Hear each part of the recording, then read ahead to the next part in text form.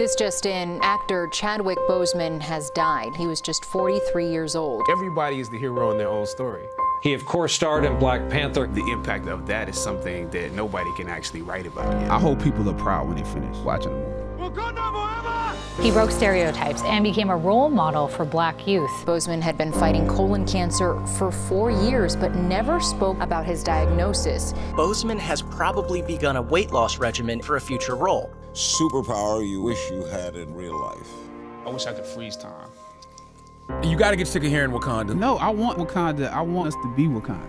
Wakanda represents a thing that the people are proud of, people aspire to. We know what it's like to be beneath and not above. And that is what we went to work with every day. If we're around here assuming that the Black characters in the show are criminals on drugs and deadbeat parents, then that would be stereotypical, wouldn't it? He slid my resume back in his desk and said, "We'll be watching you." Once I got the first script, once I saw the role I was playing, I found myself conflicted. The role wasn't necessarily stereotypical. A young man in his formative years with a violent streak pulled into the allure of gang involvement. That's somebody's real story. But I was conflicted because this role seemed to be wrapped up in assumptions about us as Black folk. I was conflicted.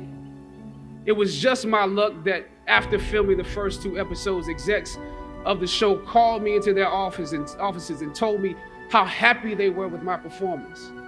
They wanted me to be around for a long time. They said, if there was anything that I needed, just let them know. That was my opening.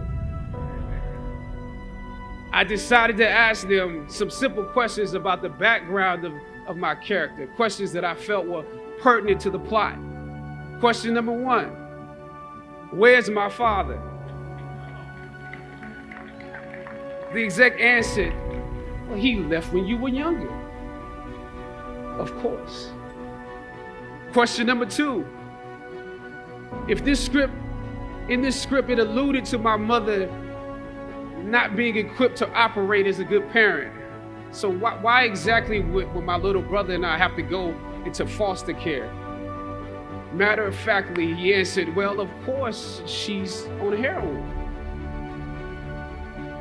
That could be real, I guess.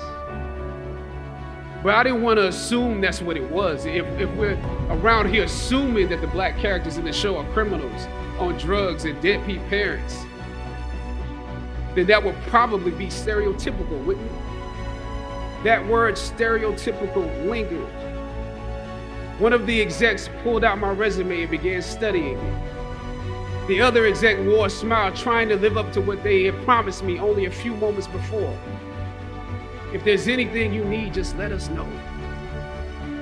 He slid my resume back in his desk and said, thank you for your concerns. We'll be watching you. I was let go from that job on the next day. A phone call from my agent. They decided to go another way.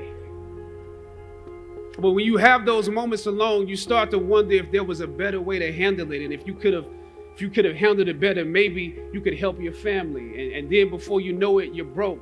And you find yourself scraping together change just so you can ride the subway so that you can get the next job. And maybe if you could book something else, that would eclipse the feeling of doubt that's building. But it seems like you can't pay them to hire you now.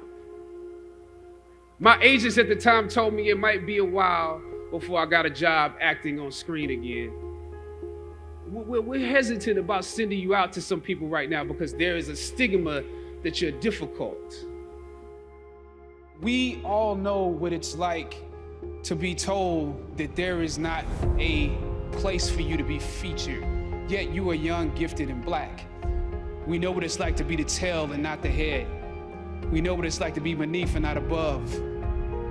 And that is what we went to work with every day because we knew that we had something special that we wanted to give the world, that we could be full human beings in the roles that we were playing, that we could create a world that exemplified a world that we wanted to see. Wakanda forever! Well, Wakanda is not, you know, it's not a real place. It's a fictitious place in Africa.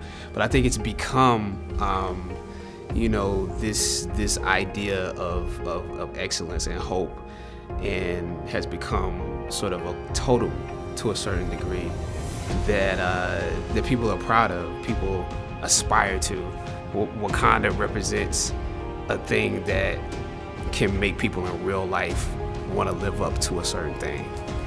There are two little kids, Ian and Taylor, who recently passed from cancer. And throughout our filming, I was communicating with them,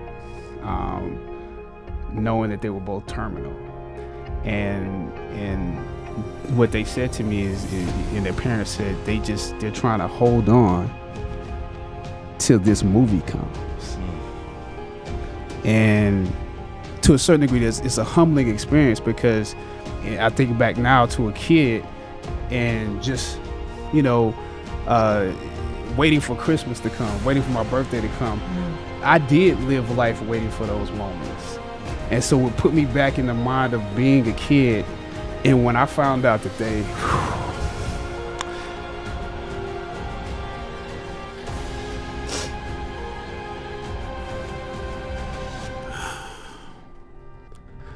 yeah, it means a lot.